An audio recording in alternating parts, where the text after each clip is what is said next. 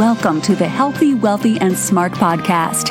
Each week, we interview the best and brightest in physical therapy, wellness, and entrepreneurship. We give you cutting-edge information you need to live your best life, healthy, wealthy, and smart.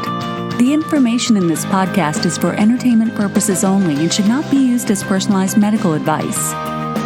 And now, here's your host, Dr. Karen Litzy. Hey everybody, welcome back to the podcast. I'm your host, Karen Litzy, and today's episode is brought to you by Net Health. So Net Health wants to talk about something important, patients and their outcomes, specifically how great it is when your whole practice is rallied around a solid outcomes management program. And to help you with that program, they have teamed up with PHOTO, which is focused on therapeutic outcomes, for the Clinical Outcomes Summit, October 23rd to the 25th in Knoxville, Tennessee. You'll hear success stories and case studies from your peers about leveraging outcomes data for deep patient engagement, thoughtful business practices, clinician education, optimizing revenue, and more. There will also be motivating and inspiring keynote speakers, including my good friend Michelle Cawley from Performance PT and Daniel Lord from Crossover Health. And all of you Healthy, Wealthy, and Smart podcast listeners get a steep discount by using the registration discount code LITZY. The full summit pass is only $150. So go to www.outcomesnerd.com to register, learn more, and check out the agenda. Now on to today's episode. Dr. Jenna Kantor is back, and today she is interviewing Dr. Lynn Rivers. Dr. Rivers has 25 years experience as a clinician and 20 years as an educator in higher education. Her clinical experience has focused on adults with neurological disorders and traumatic injuries such as head injury and spinal cord injury while working at a Level 1 trauma center. Before becoming chairperson of the department in 2001, Dr. Rivers was clinical director of education for the physical therapy program. Dr. Rivers is currently the Speaker of the Assembly for the New York Physical Therapy Association and sits on the Board of Directors for the NYPTA. Jenna, as we all know, is a physical therapist here in New York City.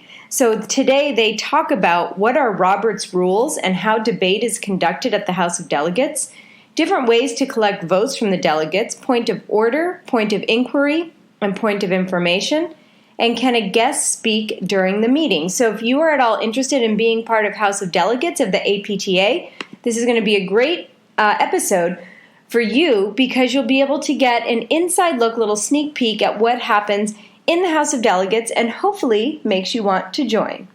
Hello and good morning. This is Jenna Kantor. I'm here with Healthy, Wealthy, and Smart, and I get to interview Lynn Rivers, who knows so much about Robert's rules. Okay, Robert's rules, I'm going to actually hand over the mic because then I can already imagine me describing it and Lynn going, well, not exactly. So would you mind first just defining what Robert's rules is and where it is applied within the APTA?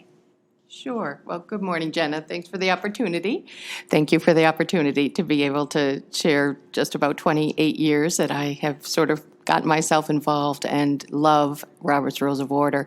So what is Robert's Rules of Order? It goes back hundreds and hundreds of years. It is the philosophy and the construct of how do organizations, any organization, whether it's a small church board or it's Congress or it's Parliament in England, how does a civil society with lots of divergent opinions, how do we conduct our business so that there are two principles that are met? And the two principles are that the will of the majority will rule, but we must protect the rights of the minority. So it is for the voices of everyone in whatever society, whatever group, whatever meeting, that every opinion gets heard and heard with respect, and that there is civility, so that when very strong opinions can equally be heard, both sides of the debate can be heard, but there is civility and respect, and then when the decision is reached, that the minority will agree that the will of the majority will rule. So those are the two principles. So then the rules, holy smokes, there's, I'm sure if people have looked into it, the 11th edition is 800 pages long.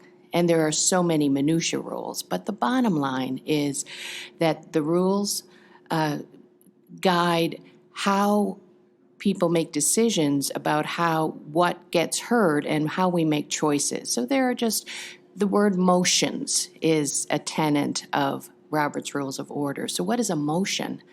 A motion is just an ask. It is an idea that someone has, that they want the society, the group, the organization to do.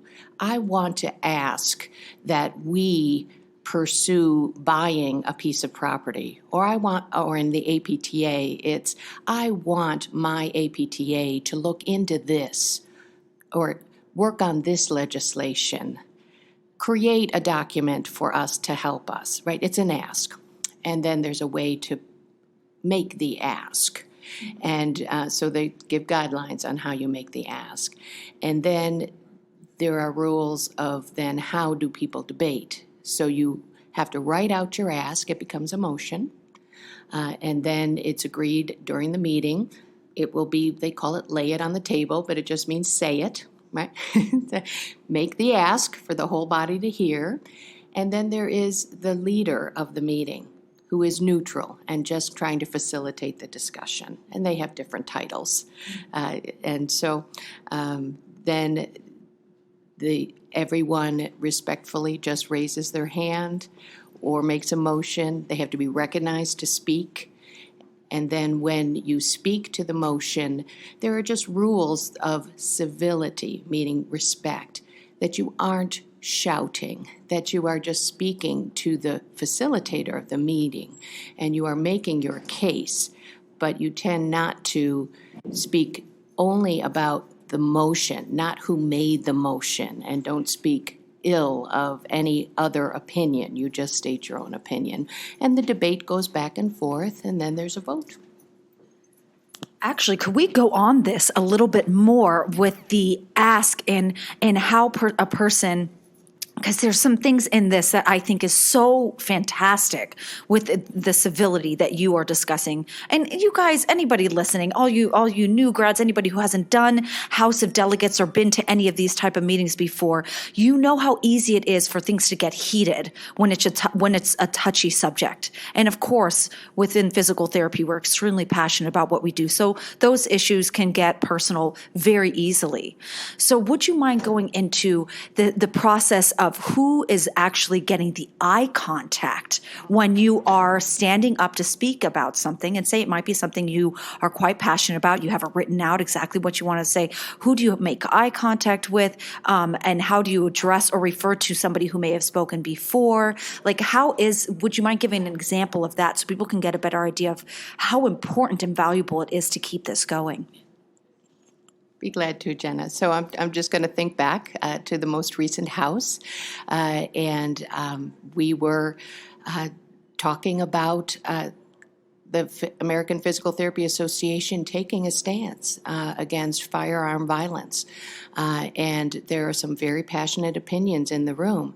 So what will happen is, in order to not hurt feelings or offend anyone, what happens is that the individual who wants to now speak passionately against the APTA taking any kind of social stance, they make direct eye contact, face forward. The room is full of 400 people.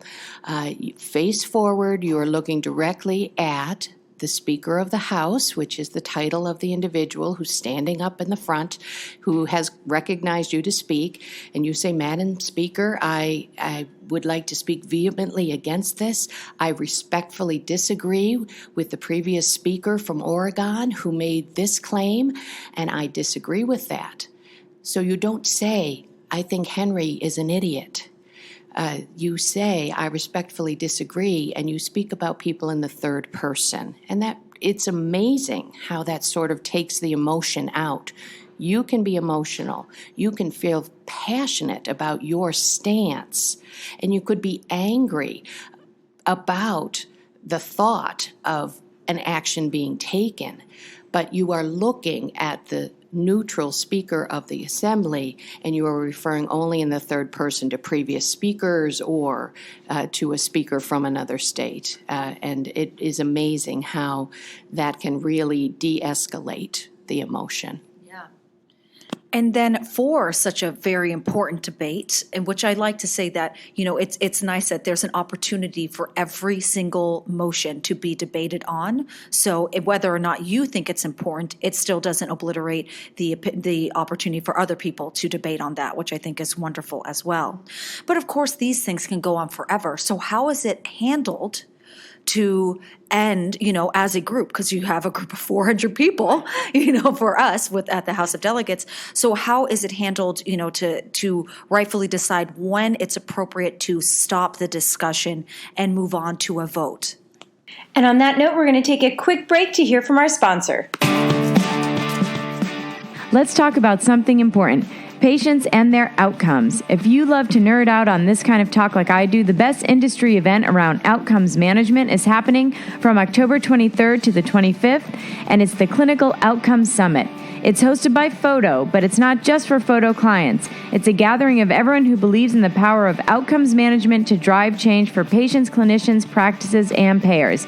And the best part, Healthy, Wealthy, and Smart podcast listeners get a steep discount on the registration. The full summit pass is only $150. At that rate, go ahead and bring your entire team.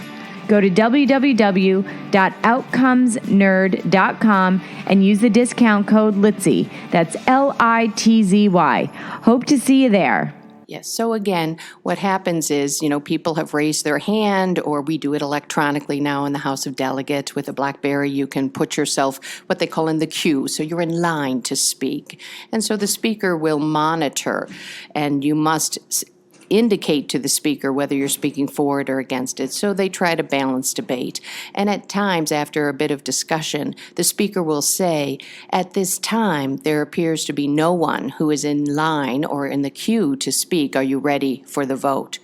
Other times, the speaker, we do have an opportunity, and in Robert's rules, there is a motion to what is called call the previous question.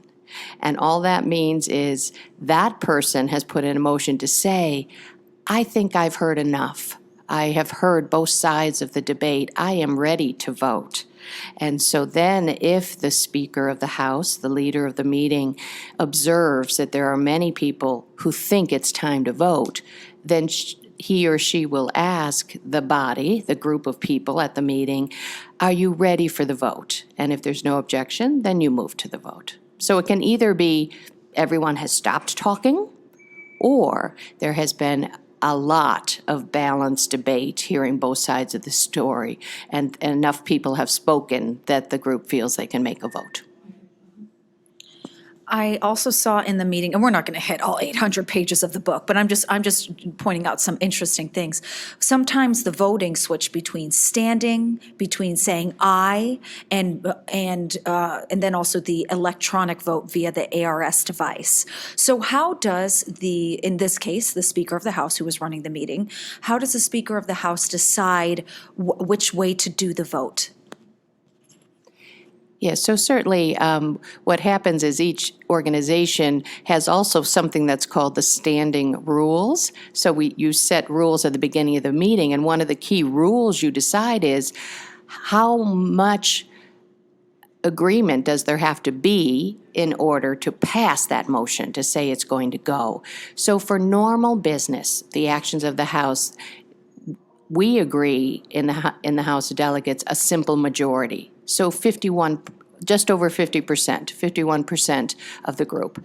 So the default or easiest for 404 was our voting strength yesterday. The speaker starts with a voice vote. All those in favor say aye, so she listens to the volume of the ayes compared to the volume of the noes. And many times it's very clear. If 300 people say aye and 100 say no, then it's pretty clear by voice. And that's the simplest and quickest. If it's still a vote for simple majority and she couldn't tell by the voices, then we have to use the electronic voting like Kahoot. Everybody has their clicker and they vote yea or nay, and it comes up. The standing vote is typically done when there is a vote that is more precious than just a normal business action. It's any vote that is going to hurt the rights of members. And I'll give the example. Then, if you need to know if two-thirds of the people agree, many times the speaker will do a standing vote because that is much easier to see. Two-thirds clear by standing. And that is when there is an objection to calling the question, meaning stopping debate. And because that is a right of the minority to continue to be heard, that is when the speaker calls for a standing vote. And then there was one time, even in the standing vote, she was not 100% sure it was two-thirds. So she had us sit back down and do the clickers. This is great. So, it's so funny. Earlier you mentioned the word Henry, and now I'm thinking of the Henry bar, the candy, and I'm like, oh my gosh, what do these conferences do to me? I'm like, I need sugar all the time to stay awake. Could we get into some of the language, just the intro that people say, where they say parliamentary inquiry? Right. Why do we say that instead of something else? Does it make it more efficient, and how?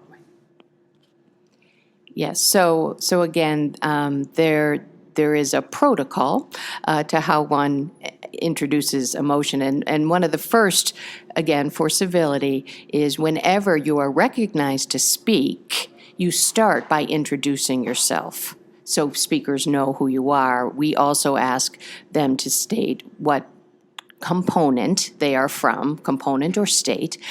So I'm Lynn Rivers from New York, would be how I would start.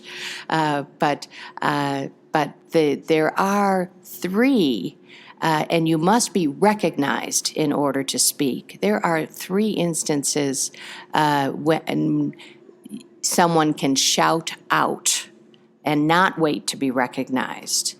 Point of order, point of inquiry, and point of information.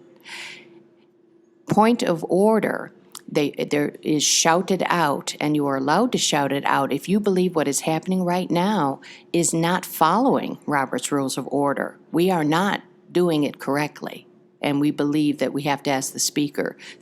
So if someone shouts out point of order, all debate stops immediately, and the speaker says, state your point, and that person comes up to the mic and says, Speaker, I believe it is not in order for this motion to be heard, and there is a reason why. We did not have due notice before this motion came. I don't think it's right that we are hearing it. And then they would confer and decide whether that member is correct or the speaker rules, no, I do believe it's in order. Point, and I'm sorry, I misspoke. Point of inquiry or point of information are very similar. There is no real difference between that. A point of inquiry is sometimes said because people are really wanting data and facts. Point of information, people tend to say they just have a question. They don't really understand why the makers of the motion wrote it this way. They don't really understand the intent of the motion. So they are asking a question to better understand the motion. Point of inquiry is just a little more precise. If someone wants to ask someone else other than the maker of the motions, they understand the motion, but their point of inquiry is, we'd like to hear from legal counsel. Is what the maker of the motion asking us to do, is that legal in all 50 states? So then the speaker will say, is there an objection?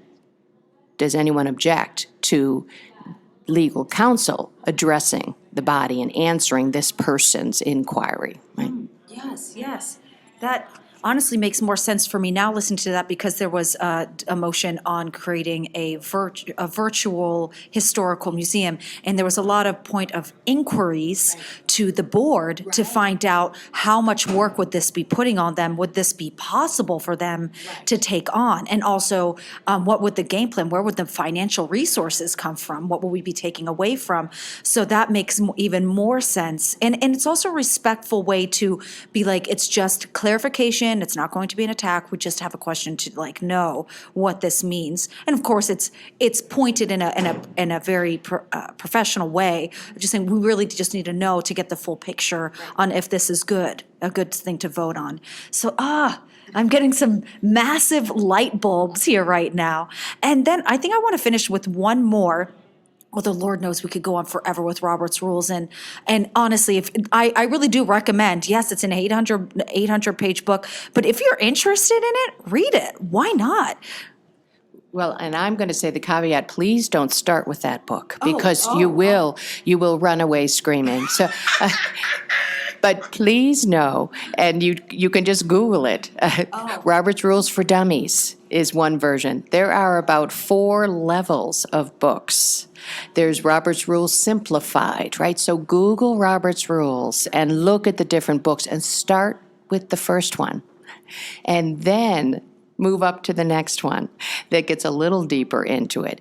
If you really think you want to fully understand it, you want to be a member of the National Parliamentary Society, that's when you buy the 11th edition of Robert's Rules, newly revised, yes.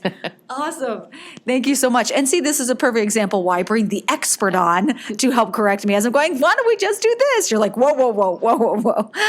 Well, thank you for helping prevent people from walking away and pulling their hair out trying to read it, going, I give up. So that's good. Of course, I love those dummy books. Yeah. Those are amazing. I guess what I just want to say is the dummy books are not always helpful, right? But I can assure you for Robert's Rules, that book is a great start. If you just want to be able to be a voice at a meeting, not necessarily run one yet, you want to write a motion. You want to get up and state your opinion and don't want to look foolish. Start with Robert's Rules of Order for Dummies. Love it. Oh, I'm forgetting what my last, yes. So for those who don't know, so at the House of Delegates, I'm not sure if this is elsewhere, so you can definitely clarify this, Lynn. So at the House of Delegates, all the people who are elected delegates sit in, I want to say an organized clump with their states and everything, but then there can be guests attending the event, and they are sitting in the gallery in the back. And it's a separated clump in the back of the room. Is it true that they can come up and say point of order or speak to a motion or ask a question and so on, in following Robert's Rules? And when or how, if that is appropriate, is it appropriate? I said that kind of weird. No, that's a good question. And the short answer is no. A guest in the gallery does not have the right to state point of order, point of information. They cannot shut out. But with the permission of the group, permission has to be asked, can a guest speak? So guests can be invited to speak. A guest in the gallery can ask a member of the group to request permission for them to speak. So there's 2 things. There may be a member in the audience that knows there's a lawyer in the audience or in the gallery, and they may initiate the request. But the lawyer may be sitting there antsy thinking, I have something to contribute. They're a guest in the gallery. They are allowed to walk up to a member and say, would you ask the Speaker of the House to request permission for me to speak because I have something to say? And almost always the body would say yes. If someone really wants to speak, I've never seen a guest be denied, but there must be permission given. Thank you. That's very helpful. Well, me as a performer I see this mic sitting in front of us that's clearly not pointing to the people, anybody sitting in amongst the delegates. And I remember staring at it going, I mean, do they want us to sing? Like, what is this opportunity this mic beholdeth on us? So no, thank you so much for clarifying. But thank you, Lynn, thank you so much for coming on and clarifying, just even giving people a little glimpse of what Robert's Rules is and just really learning how valuable it is. I think this will be such a good thing for so many people, even experienced physical therapists, to really know more of and understand what goes on behind the scenes and why we are following such rules. I'm new to this, but honestly, I really do believe in them because it is not easy to have these hard discussions in a nice manner. You don't want to leave pissed off. You want to leave like, okay, that was fair, that was a discussion. I can see why we might be moving a little slowly on this matter or why we might move quickly on this matter. It was eye-opening in a very positive way. So I was wondering, Lynn, if people wanted to reach out to you or find you to learn more or maybe even get more guidance if they start finding themselves passionate about getting much more involved in this whole parliamentary process, how could they find you? Thanks, Jenna. Well, I'm in Buffalo, New York at Juval College, and I am happy to share my email. It is my last name, first initial, Rivers, Riversl, at dyc.edu. Wonderful. Thank you so much for coming on. A big thank you to Doctors Jenna Kantor and Lynn Rivers for a great discussion on how House of Delegates works and how they debate things in the House, so thank you so much. And of course, thanks to our sponsor, Net Health. So Net Health is teaming up with PHOTO, which is Focus on Therapeutic Outcomes, for the Clinical Outcomes Summit, October 23rd to the 25th in Knoxville, Tennessee.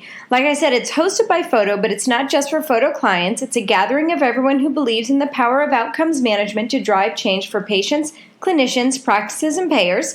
And of course, you'll hear success stories and case studies. Plus, there will be motivating and inspiring keynote speakers, including my good friend Michelle Cawley from Performance PT and Daniel Lord from Crossover Health. Plus, Healthy, Wealthy, and Smart podcast listeners get a steep discount on the registration by using the discount code LITSY. Get the full summit pass for only $150. Go to www.outcomesnerd.com to register, learn more, and check out the agenda. Thank you for listening, and please subscribe to the podcast at podcast.healthywealthysmart.com. And don't forget to follow us on social media.